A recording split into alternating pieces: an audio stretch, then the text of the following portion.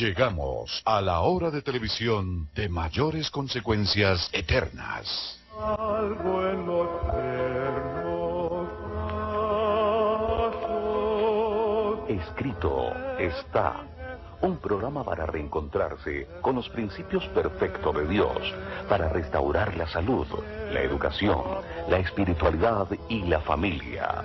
Escrito está. El programa que ilustra en el conocimiento de la Biblia y sus profecías. Escrito está. Es el programa que exalta al Cristo Redentor y la justa y eterna ley de aquel que la escribió con su propio dedo y declaró. Primero, no tendrás dioses ajenos delante de mí. Segundo, no te harás imagen ni ninguna semejanza de lo que esté arriba en el cielo, ni abajo en la tierra, ni en las aguas debajo de la tierra. No te inclinarás a ellas, ni las honrarás, porque yo soy Jehová tu Dios, fuerte, celoso, que visito la maldad de los padres sobre los hijos hasta la tercera y cuarta generación de los que me aborrecen, y hago misericordia a millares, a los que me aman y guardan mis mandamientos. Tercero, no tomarás el nombre de Jehová tu Dios en vano, porque no dará por inocente Jehová al que tomare su nombre en vano. Cuarto, acuérdate del día sábado para santificarlo. 6 días trabajarás y harás toda tu obra, mas el séptimo día es sábado para Jehová tu Dios. No hagas en él obra alguna, tú, ni tu hijo, ni tu hija, ni tu siervo, ni tu criada, ni tu bestia, ni tu extranjero que está dentro de tus puertas. Porque en 6 días hizo Jehová los cielos y la tierra, el mar y todas las cosas que en ellos hay, y reposó en el séptimo día. Por tanto Jehová bendijo el día sábado y lo santificó. Quinto, honra a tu padre y a tu madre, para que tus días se alarguen en la tierra que Jehová tu Dios te da. Sexto, no matarás. Séptimo, no cometerás adulterio. Octavo, no hurtarás. Noveno, no hablarás contra tu prójimo falso testimonio. Décimo, no codiciarás la casa de tu prójimo, ni codiciarás la mujer de tu prójimo, ni su siervo, ni su criada, ni su buey, ni su asno, ni cosa alguna de tu prójimo. Amén. Bienvenidos. Siempre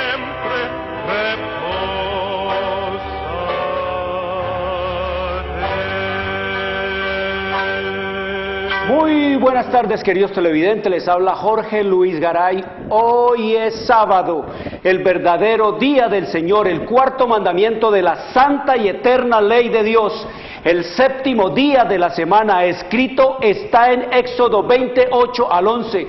Hoy es sábado, la marca, la señal, la etiqueta de la creación del Dios vivo y eterno, que hizo los cielos y la tierra, el mar y las fuentes de las aguas. Escrito está en Éxodo 31, 16 al 18. Hoy es sábado, el verdadero día para adorar a Dios por los siglos de los siglos. Escrito está en Isaías 66, 22 y 23. Sábado es el verdadero día del Señor. Domingo es el falso día de descanso. Domingo es el día del culto pagano al dios Sol, la marca de la bestia. Domingo fue impuesto por el sistema romano papal en el año 321 después de Cristo y ratificado por la ley eclesiástica 28 del Tercer Concilio de Orleans, Francia, en el año 538 después de Cristo. Sábado es el verdadero día del Señor. Escrito está en Isaías 58, 13 y 14.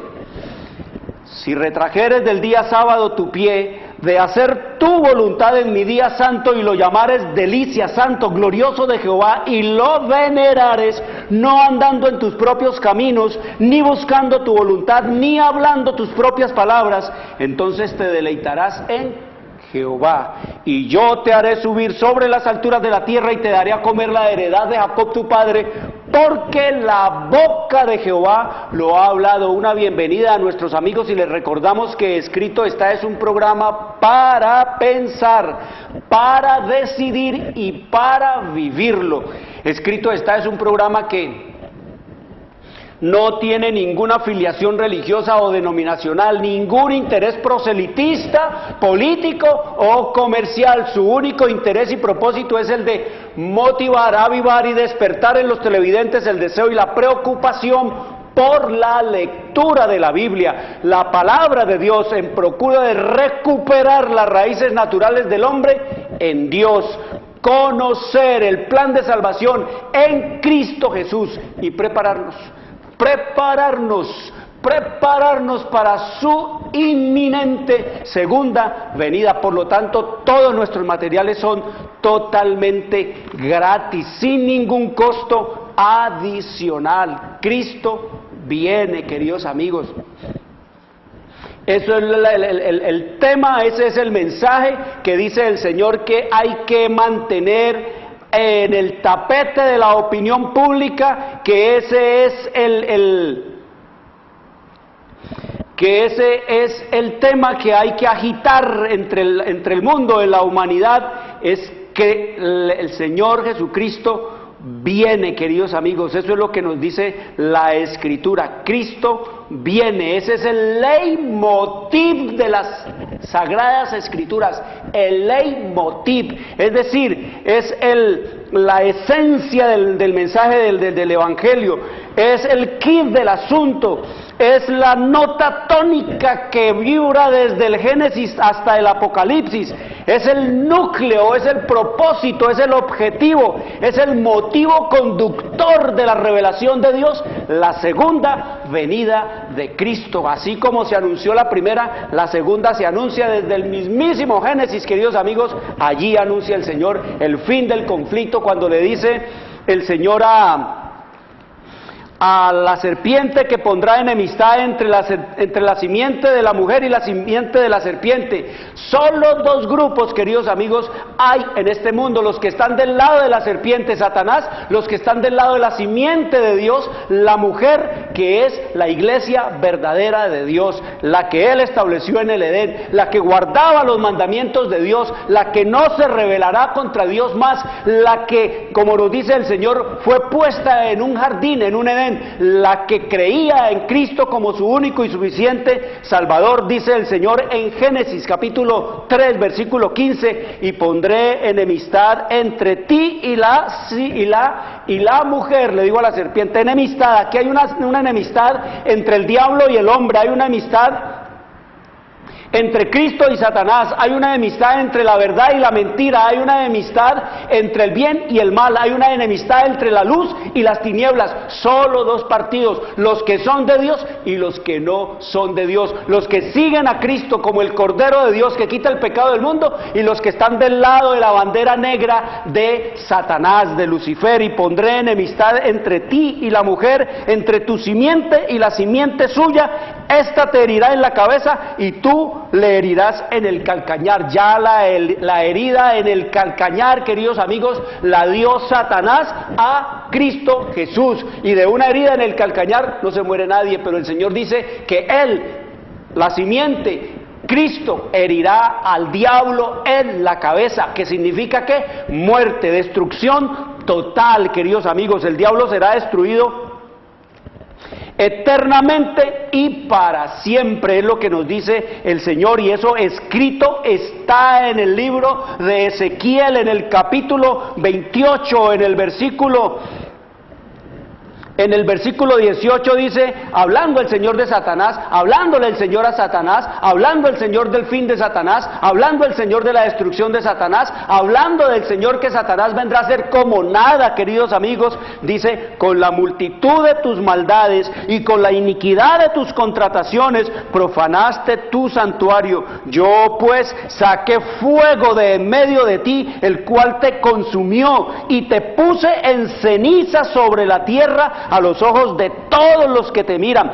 Todos los que te conocieron de entre los pueblos se maravillarán sobre ti. Espanto serás y para siempre dejarás de ser. Es lo que escrito está, queridos amigos. No es que el infierno eterno, que va a arder eterno. No, queridos amigos, aquí el Señor nos dice que no podemos concebirnos nosotros un infierno sin diablo. No podemos concebirnos nosotros un un infierno sin un administrador. Y aquí el Señor nos está diciendo que al administrador de ese infierno, dice que al dueño de ese infierno, que según cuentas el sistema romano papal y según las iglesias protestantes que enseñan esto, esta mentira, este engaño, esta doctrina diabólica, queridos amigos, el diablo es el que administra, y el diablo es el que tortura, y el diablo es el que asusa, y el diablo es el que chuza, y el diablo es el que le mete candela, y el diablo es el que calibra las temperaturas. Pero a él, que es el autor, el consumador de la maldad,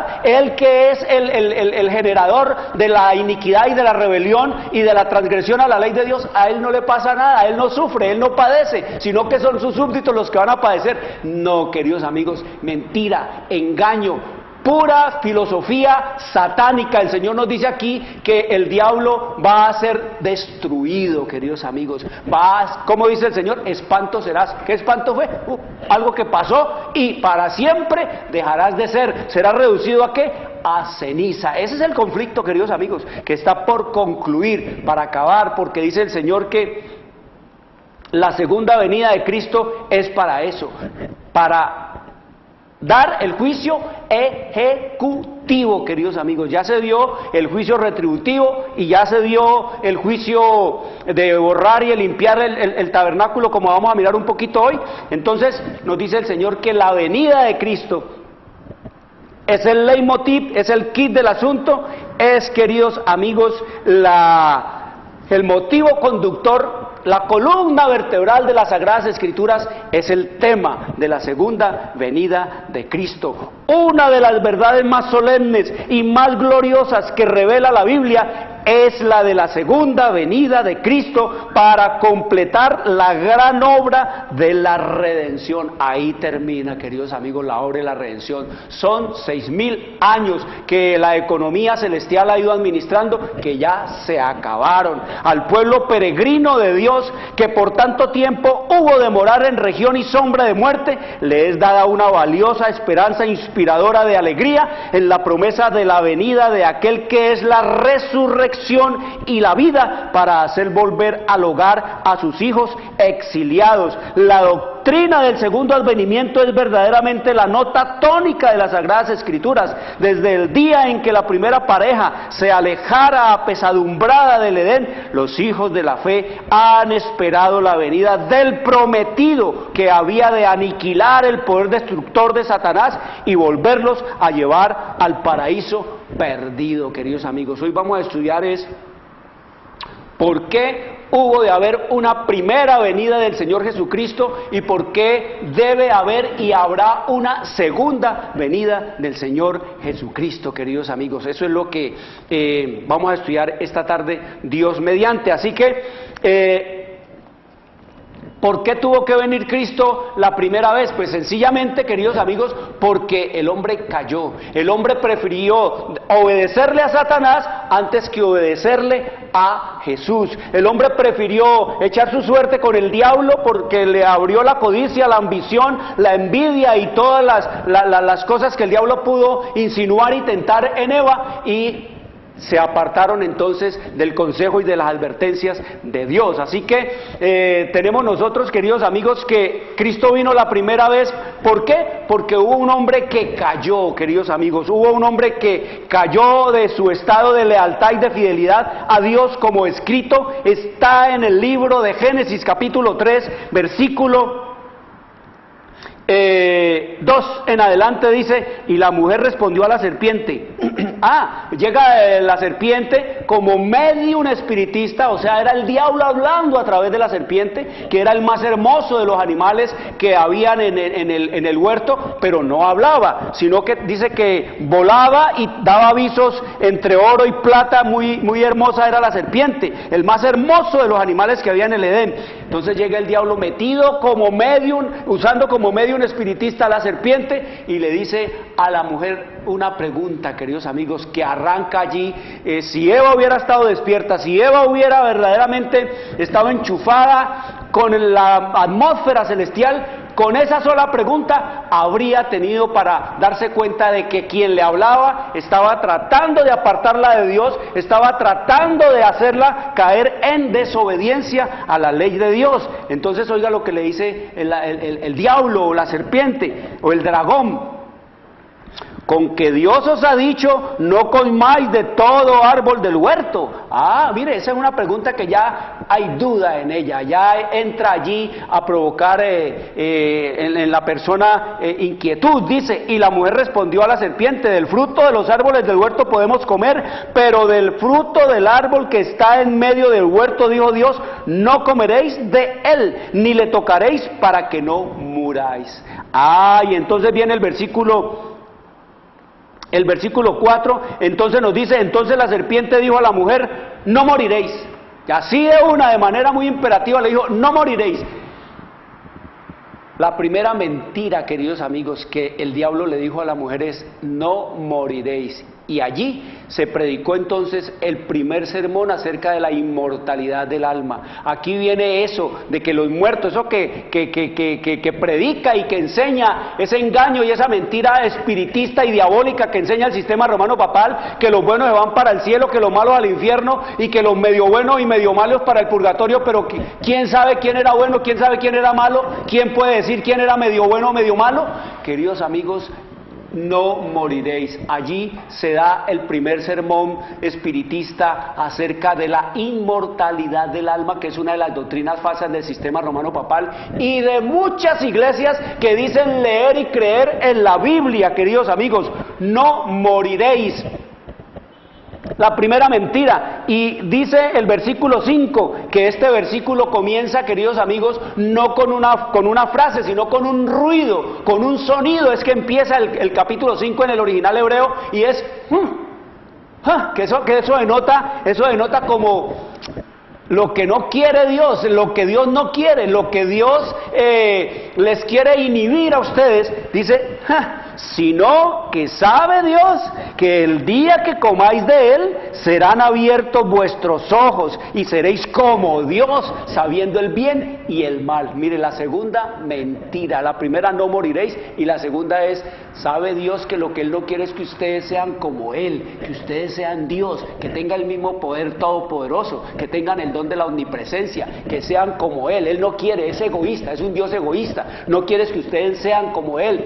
La segunda mentira, y eso es lo que cree este mundo religioso, este mundo, queridos amigos, entre comillas, cristiano, ha caído en estas dos mentiras, y el diablo, para llevarlos en la misma mentira, les ha metido el engaño y el error de no hay ley. Queridos amigos, no hay ley, no hay que obedecer ley. Por la ley que Adán y Eva cayeron, eso no hay que obedecerlo, eso no hay que obedecerlo. Adán y Eva cayeron fue por la transgresión de la ley de Dios, no cayeron por más nada. Y entonces el diablo le dice, no hay ley. Y si el diablo le mete a la gente, como le ha hecho creer al papado, y como el papado le ha hecho creer al mundo, y como le ha hecho creer a los pastores y a las pastoras, y como las pastoras y las pastoras le han hecho creer a sus ingenuos e ignorantes feligreses de que no hay ley, de que la ley quedó abolida, de que la ley quedó abrogada. Entonces miren esto, si no hay ley, no hay pecado, porque la Biblia dice que el pecado es transgresión de la ley. Y si no hay pecado, pues queridos amigos, no hay muerte, porque la Biblia dice que la paga del pecado es muerte. Ahí caen en la primera mentira, no moriréis.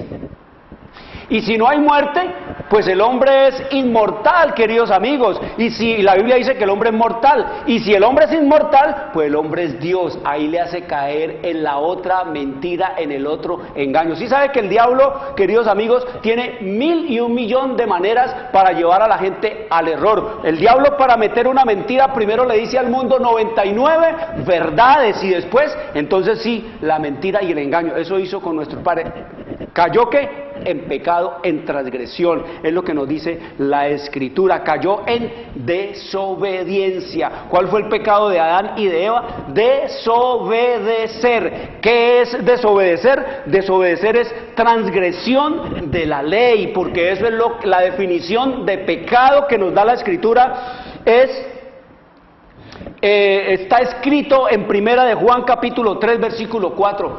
la definición de pecado. ¿Qué es pecado? Escrito está en Primera de Juan 3:4, dice el Señor: todo aquel que comete pecado infringe también la ley, pues el pecado es infracción de la ley. Pecado es infracción de la ley. Pecado no es hacer lo bueno o lo malo. Pecado es infracción de la ley. Pecado no es como enseña el sistema romano papal en sus mentiras, en sus engaños y en sus doctrinas diabólicas y paganas, que el pecado de Adán y Eva fue una relación sexual, queridos amigos. Eso es lo que enseña el sistema romano papal. Por eso ellos se inhiben, y de ahí la filosofía pagana, griega y romana les enseñó al sistema romano papal. Allá San Agustín y Santo Tomás de Aquino se bebieron todo el dualismo de la filosofía pagana griega, y entonces cogieron el cristianismo y lo amalgamaron, hicieron una mezcolanza, y de ahí salió, queridos amigos, la doctrina del sistema romano papal, y todo lo que es la filosofía griega, pagana y satánica la mezclaron con el cristianismo, y resultó esto, queridos amigos. ¿Qué es esto del dualismo? Que el cuerpo es pecado, que la materia es corrupción, que el cuerpo del hombre es una podredumbre, que el cuerpo humano es una cárcel, que el hombre está conformado solo de cuerpo y espíritu, y que lo mejor que le puede ocurrir al hombre, lo mejor que le puede ocurrir al ser humano es la muerte, porque a la hora de la muerte, queridos amigos, el espíritu se libera de esta cárcel de corrupción, de pecado y de inmundicia que es el cuerpo, y ahí nace, queridos amigos, entonces el concepto de que el sexo es pecado, de que el sexo es sucio. ¿Y eso quién se lo enseñó al mundo? Pues eso se lo enseñó el sistema romano papal, y con esa doctrina es que ha emborrachado al mundo, y por eso es que el clero del sistema romano papal se aparta de, entre comillas, de eso que llaman ellos las prácticas sexuales con mujeres, de tener mujer su esposa y las mujeres su esposo. De allí viene todo el engaño y toda la mentira. Mire, desde el mismísimo Edén el diablo le enseñó al mundo la mentira, el engaño acerca de estas cosas, y el papado entonces le enseñó a la gente eso de que el pecado que cometió Adán y Eva fue una relación sexual, queridos amigos. Y entonces fue el sistema romano papal el que le enseñó a la humanidad, a nuestros abuelos y tatarabuelos y a los viejos de allá, que el niño cuando andaba sin pantaloncitos, o la niña, que sucio, era cochino, no le da pena, no le da vergüenza. Queridos amigos, ¿quién le enseñó al hombre el sentido, el doble sentido acerca de la sexualidad? ¿Quién le enseñó al mundo la perversión y la inmoralidad sexual? El sistema romano papal, queridos amigos. ¿Adoptando qué? Adoptando el celibato, corrompiendo ¿qué? La naturaleza del hombre y pervirtiendo la palabra de Dios, porque escrito está en el libro de Génesis: el creador de los cielos y la tierra, el que hizo al hombre a su imagen y semejanza, dice el Señor que una vez hizo el varón y la hembra, el hombre y la mujer, dice el versículo 28 de la primera página de la Biblia, queridos amigos. El capítulo 1 dice: y los bendijo Dios, hombre y mujer, y les dijo: fructificad y multiplicaos, llenad la tierra y sojuzgadla. Queridos amigos, ¿qué le dijo el Señor al hombre y a la mujer? Los bendijo. ¿Qué es lo que bendice Dios? Lo que Él creó, varón y hembra. Él se inventó los géneros, queridos amigos. Él fue el que hizo eso de varón y hembra, de masculino y femenino. Él fue el que hizo eso de hombre y mujer, y eso es lo que Dios bendijo, y eso dice el Señor que les dijo: fructificad. Solo una relación de un hombre con una mujer, de una mujer con un hombre, es una relación fructífera a los ojos de Dios para la preservación de la raza. Lo demás es perversión, es inmoralidad, es degradación, lo demás es inmundicia, lo demás, queridos amigos, es sodomía, y lo demás, queridos amigos, nos dice la Escritura que es muerte. Eso es así de simple y de sencillo. Y entonces no es una relación sexual. Dios bendice la relación sexual como Él la dejó. También dice el sistema romano papal, también le enseñan a la gente el sistema romano papal, que el pecado de Adán y Eva fue que comieron una manzana, pero para ponerla de manera eufémica la relación sexual, y de eso han hecho canciones y burlas y cuentos y chistes de la manzana que se comieron Adán y Eva, queridos amigos.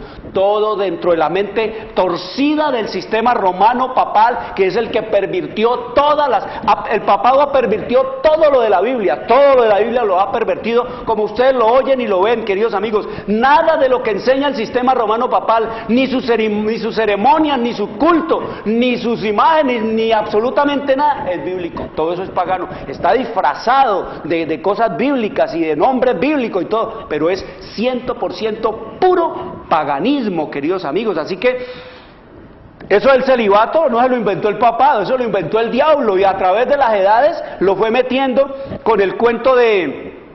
El celibato, por ejemplo, lo practicaban los paganos, los sacerdotes de Baal y los sacerdotes de las vestales, y ustedes ven, por ejemplo, aquí en la América se vino también ese engaño y esa mentira diabólica con el cuento de las vírgenes del sol, y después el papado lo trajo y lo incorporó y lo metió con el cuento de los monjes y las monjas y el celibato. Y entonces monja y monje, la palabra monje y monja quiere decir solitario, queridos amigos. La palabra monje y monja viene de la palabra monajos en griego, que quiere decir solitario, o monacus o monachus en latín, que quiere decir solo, solitario. De ahí viene la palabra monacal, y de ahí viene también la palabra monasterio, y de ahí viene también la palabra convento y la palabra seminario, y todas esas cosas vienen de allí, queridos amigos, de la misma palabra de los solitarios.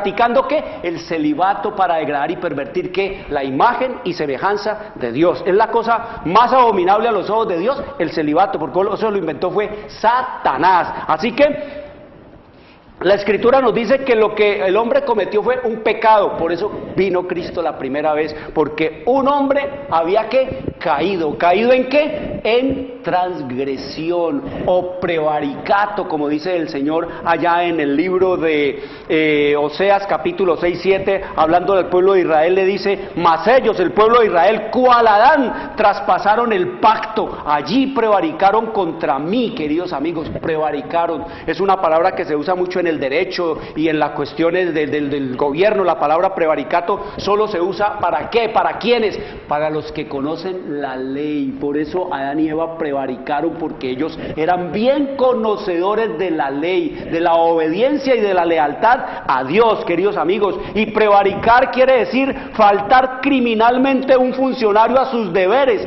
o hacer uso indebido o abusivo de la ley, queridos amigos. Eso quiere decir prevaricato.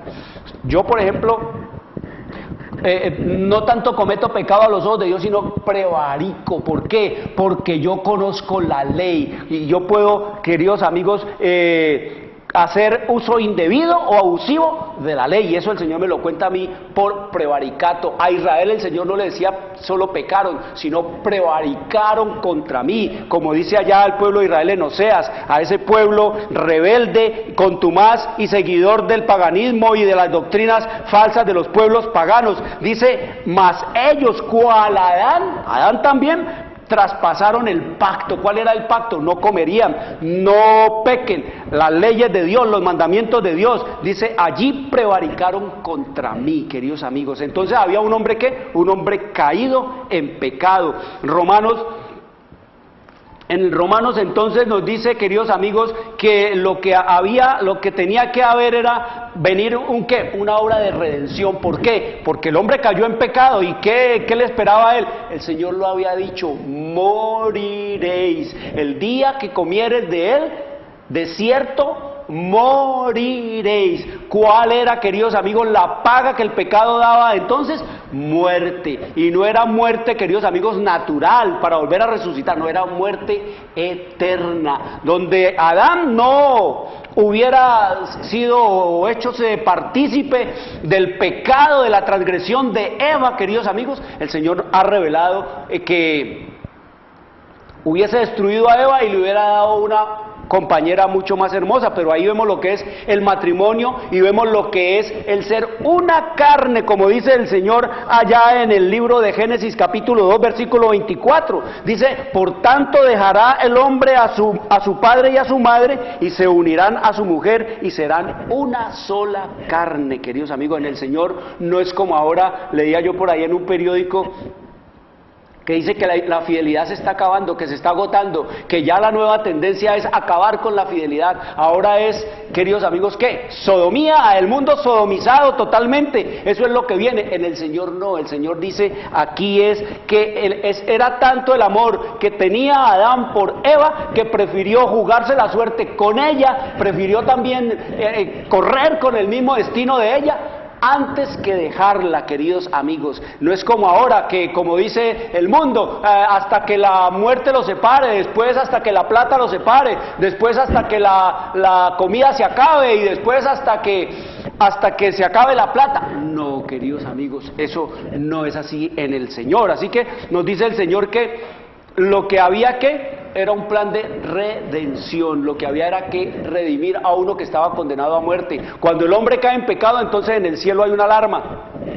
Y ya la sentencia fue dada. La paga del pecado es muerte eterna.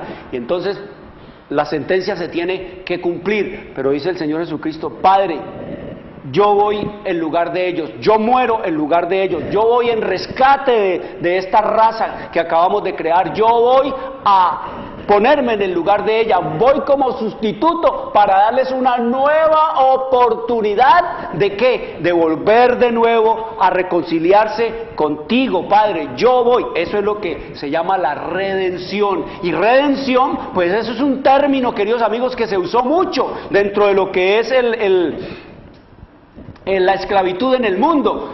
Redención era comprar un esclavo y una vez haberlo comprado se le daba carta de libertad, como hacían las gentes en el norte de los Estados Unidos. Iban y compraban al sur esclavos y entonces cuando los llevaban a su terreno, a su tierra, les daban carta de libertad. Eso es redimir. Eso es lo que ha hecho Jesús, queridos amigos. Por eso vino la primera vez Cristo Jesús, para redimir. ¿Y qué había de suceder? Queridos amigos, pues lo que había de suceder era que Cristo iba a sufrir el castigo que merecíamos nosotros, que somos los herederos de Adán y Eva, que Cristo iba a venir a padecer y a sufrir la muerte que debía de llevar a Eva y Adán. Él la iba a ¿qué? A sufrir Él, para darles a ellos ¿qué? La oportunidad de que volvieran a someterse ¿qué? A la obediencia a Dios. Cristo no iba a venir, queridos amigos, a obedecer en su humanidad, a demostrar que el hombre en esta naturaleza caída podía ser fiel y obediente a Dios, sino que también venía, queridos amigos, a darnos un ejemplo de que en naturaleza caída como estamos nosotros, como en esta raza de muerte en que vivimos, como con la muerte acechándonos por todas partes, queridos amigos, que en medio del dolor, el sufrimiento y todos los padecimientos de esta tierra se puede ser fiel y obediente a Dios. Eso era lo que venía Cristo a hacer, no como enseña el protestantismo, no como enseña el sistema romano papal, que el que peca y reza empata y tiene licencia para volver a pecar, o como enseña el sistema protestante, los falsos profetas, de que Cristo ya murió, Cristo ya pagó por mí y que yo no tengo sino que echarme aire y ya quedo libre de todo pecado y de toda maldad y de toda iniquidad, queridos amigos. Eso es lo que enseña el protestantismo, y eso es lo que, por eso se levantan cada rato cualquier cantidad de doctrinas falsas como esas de Creciendo en Desgracia, que enseñaba, queridos amigos, que pecado no hay, que pecado no existe, que el diablo no existe, que ya Cristo murió por nosotros, que ya nosotros somos salvos, siempre salvos. No, queridos amigos, Cristo viene a darnos, a morir por nosotros, pero nosotros también tenemos que unir nuestra voluntad caída a la voluntad perfecta y fiel de Dios, para de esa manera demostrar que también podemos nosotros, como Cristo nos dio ejemplo, ser vencedores como Él fue vencedor, como escrito está en el libro de Romanos, en el capítulo 5, versículo 12, Romanos 5:12, oiga lo que dice Romanos 5:12, queridos amigos, nos dice el Señor ahí, por tanto, como el pecado entró en el mundo por un hombre, ¿por quién entró el pecado? Por un hombre, y por el pecado la muerte, así la muerte pasó a todos los hombres por cuanto todos pecaron, queridos amigos. ¿Por quién entró la muerte? Por un hombre. ¿Y la muerte, muerte qué? Natural, porque la muerte en este mundo, hay muerte natural y hay muerte eterna. La muerte natural es la que padecemos todos aquí en este plano de tiempo, pero la muerte eterna es ya el juicio final de los que quisieron o no quisieron, queridos amigos, aceptar o no al Señor Jesucristo.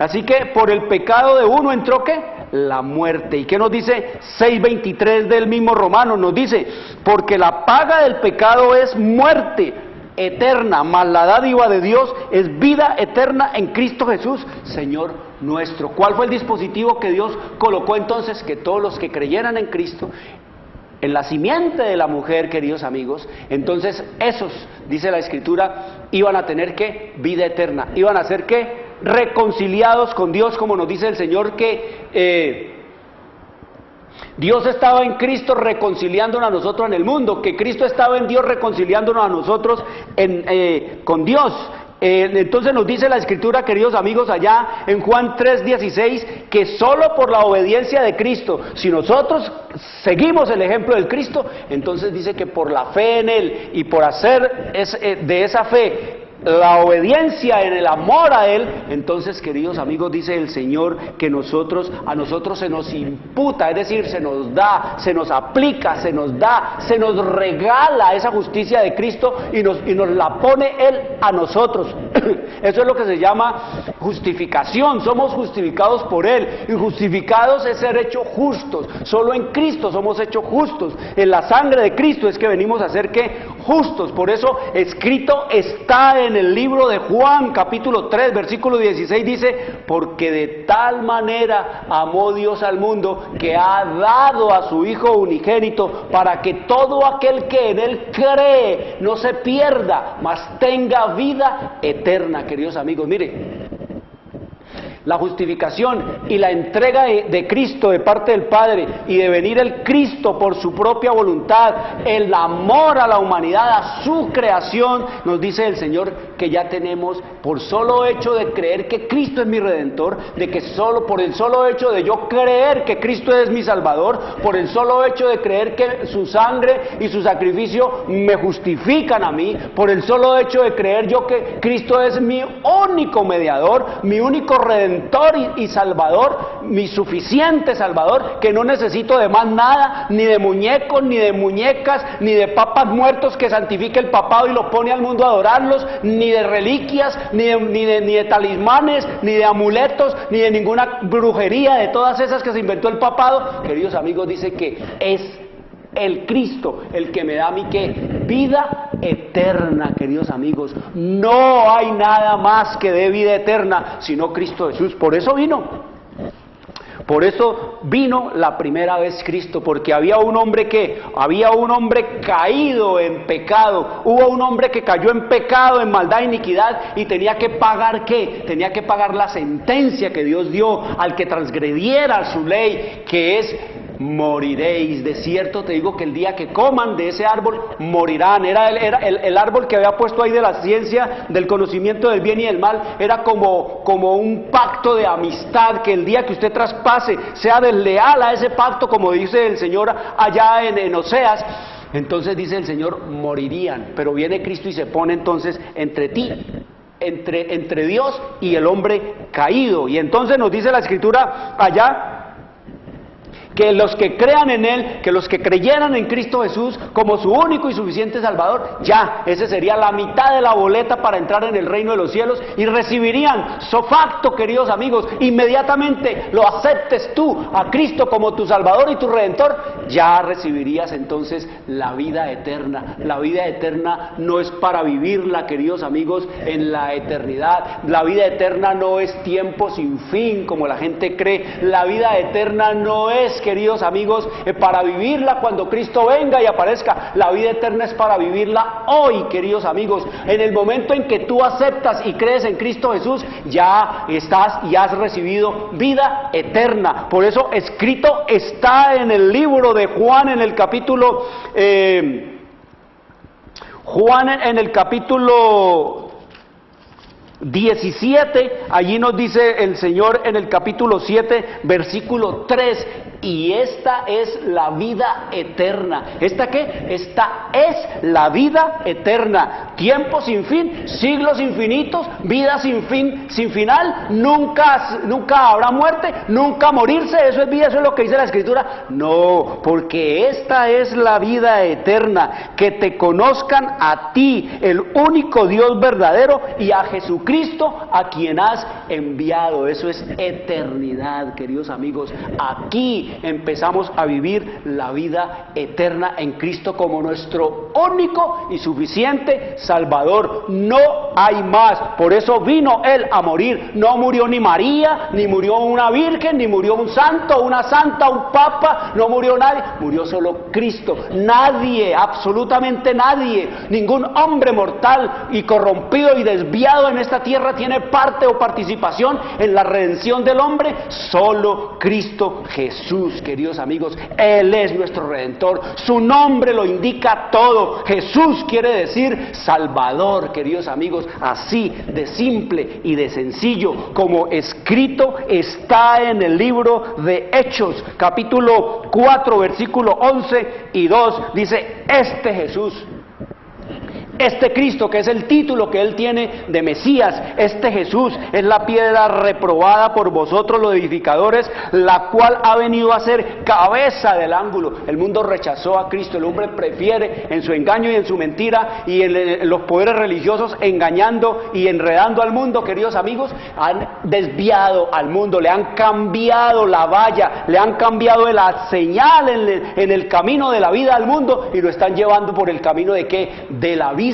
del infierno. Dice que este Jesús es la piedra que todo el mundo que reprobó desde los antiguos hasta nuestros días, pero dice que Él ha venido a ser la cabeza, el sostenedor de todo, que la cabeza del ángulo, el que soporta el peso de la construcción, de la edificación, de la redención y la salvación del hombre. Y sigue diciendo el versículo 12 de Hechos capítulo 4, y en ningún otro hay salvación. Póngase eso aquí en su cabecita, entre ceja y ceja, queridos amigos. En ningún otro hay salvación. ¿Qué va a hacer usted a rezarle a un pedazo de tiesto, a un pedazo de yeso, a un pedazo de madera o de lata? ¿Qué va a hacer usted a pedirle a Santa tal o a Santa cual, queridos amigos, que no salva? ¿Qué va a hacer usted a pedirle a la imagen o a la estatua de Juan Pablo II? ¿Qué va usted a hacer a pedirle a un muerto por los vivos? ¿Qué va a hacer usted, queridos amigos,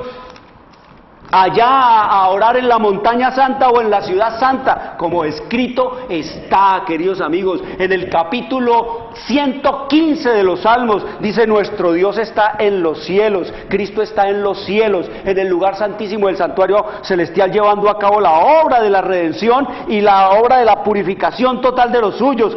Todo lo que quiso ha hecho. Los ídolos de ellos, de los católicos y de los protestantes y de los paganos y de los impíos, los ídolos de ellos son plata y oro, obra de manos de hombres.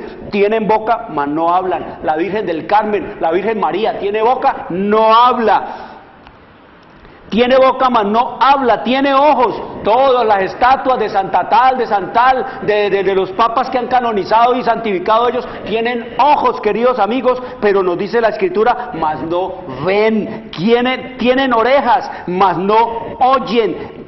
Tienen narices, mas no huelen. Manos tienen, mas no palpan. Tienen pies, pero hay que llevarlos en andas porque no andan. No hablan con su garganta. Semejantes a estas cosas, a estas obras de los hombres, son los que los hacen y los que los adoran, queridos amigos. No. ¿Qué nos dice el Señor?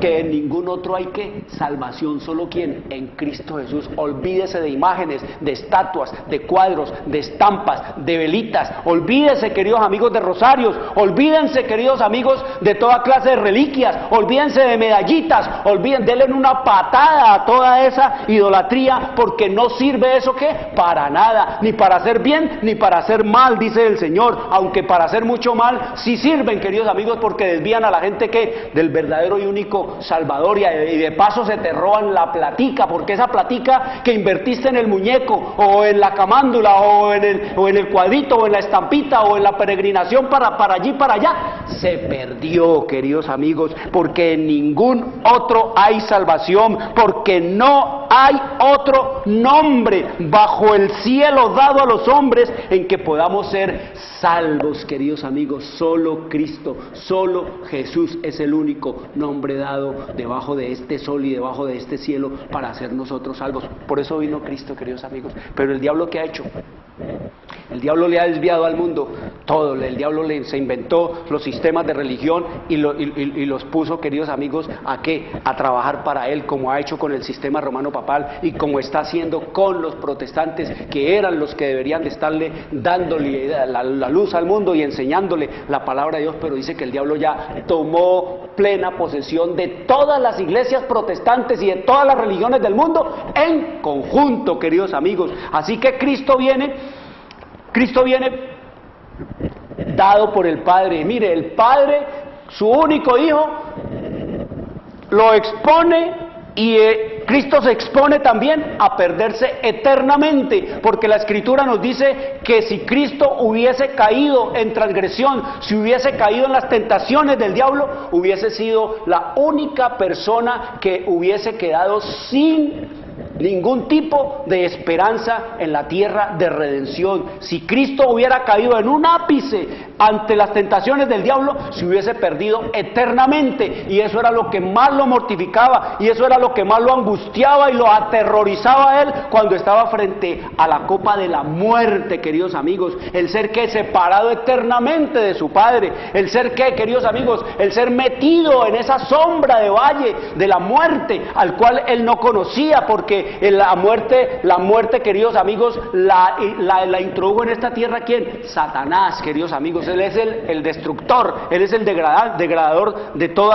lo que es y existe, porque Dios es vida, él no es sino vida, solo vida. Por eso la Escritura nos dice allá en Juan capítulo 3:36, oiga lo que nos dice Juan capítulo 3 versículo 36. Esta cuestión de creer en Cristo es de lo toma o lo deja. Esto es de o vas o no vas.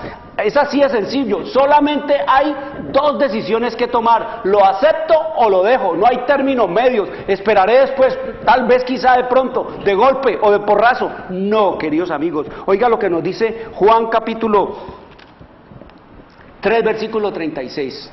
Está hablando Jesús. Dice: el que cree en el Hijo tiene vida eterna. El que cree en el Hijo tiene vida eterna. Ya. El que crea en Cristo Jesús como su Salvador y su Redentor ya tiene vida eterna. Ahí ya tiene vida eterna. Pero el que rehúsa creer en el Hijo no verá la vida eterna, sino que la ira de Dios está sobre él, queridos amigos. Mire lo delicado que aquí está. Por eso se llama evangelio, porque evangelio quiere decir noticias, quieren decir las noticias. Las buenas nuevas son noticias, y aquí usted sabe que en un noticiero hay noticias buenas y noticias malas, aunque ya no hay noticias buenas en ningún noticiero. Pero aquí el Señor nos dice que el evangelio de Cristo tiene noticias buenas y tiene noticias malas. Tiene muchas noticias buenas, pero también hay muchas noticias malas aquí, y aquí vemos un ejemplo de eso. Una noticia muy buena es que el que cree en el Hijo tiene vida eterna. ¿No le parece a usted una noticia buena saber que creer en Cristo como nuestro único y suficiente Salvador, sin necesidad de muñecos, ni de muñecas, ni de estampitas, ni de agüitas, ni de talismanes, ni cuales, ni de amuletos, ni de nada de eso, queridos amigos, tenemos vida eterna? Así de fácil, y así de barato, y así de económico. Esa es la maravilla del evangelio, gratis, queridos amigos. Por eso dice que la salvación es gratis, es gratuita. Aquí no necesita usted irle a pagar a un cura para que le mande a su papito, a su abuelita del purgatorio allá. No tiene por qué pagarle porque le haga una misa. Los muertos nada saben, queridos amigos. Ningún cura, ni 10.000 curas, ni con sus concilios, ni con sus papas, ni con sus encíclicas pueden hacer absolutamente nada por un muerto. ¿Eso es qué? Eso es espiritismo, eso es nigromancia, eso es evocar e invocar muertos, lo cual dice el Señor que es de Satanás esas cosas. No pague misas por los muertos, no le haga a cabo de año o aniversario que le hacen eso. Los muertos nada saben, el que se fue ya que le espere la resurrección y el Señor sabrá cómo disponer de él, pero no gaste su plata. Con eso se enriqueció el papado, con la cuestión de la muerte sigue enriqueciéndose. Ellos son los dueños de los cementerios, ellos son los dueños de las misas, ellos son los dueños de los osarios, ellos son los dueños de la muerte. Hicieron un negocio, queridos amigos, así es simple y así es el Señor. El Señor dice que el que crea en Él tiene que vida eterna. ¿Qué importa la muerte aquí en esta tierra si creyendo en Cristo tengo vida eterna? Hagan conmigo después de muerto lo que les plazca, pónganmelo donde quiera, que se lo coman los animales, lo que sea, queridos amigos, pero el que cree en Cristo tiene vida eterna. Pero la noticia mala es que pero el que rehúsa creer en el Hijo, el que desprecia la oferta de recibir al Hijo, no verá la vida, sino que la ira de Dios será sobre él, queridos amigos. Así de simple. Casi que el Señor nos obliga a creer en Cristo Jesús, queridos amigos. Casi que el cielo nos está diciendo aquí que es obligatorio creer en Cristo Jesús, pero escogemos la vía más difícil, queridos amigos, como escrito está en el capítulo 3, versículo 19 de Juan, dice el Señor, y esta es la condenación, que la luz vino al mundo, Cristo vino al mundo, y los hombres amaron más las tinieblas que la luz, los hombres amaron más a Satanás que a Cristo, porque sus obras eran malas, porque todo aquel que hace lo malo aborrece la luz, y no viene a la luz para que sus obras sean reprendidas, mas el que practica la verdad viene a la luz para que sea manifestado que sus obras son hechas en Dios, queridos amigos. Eso es lo interesante de esto, ir a la luz.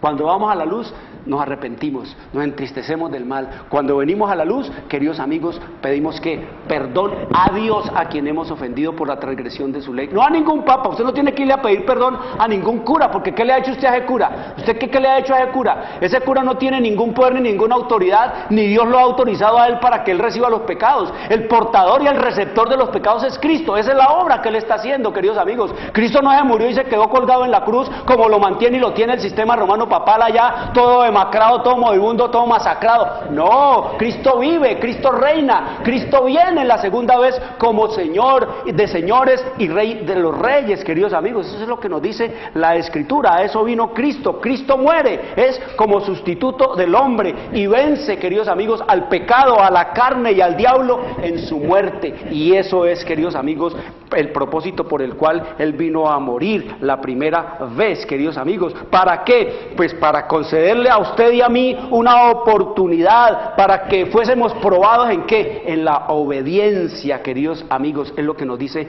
el Señor.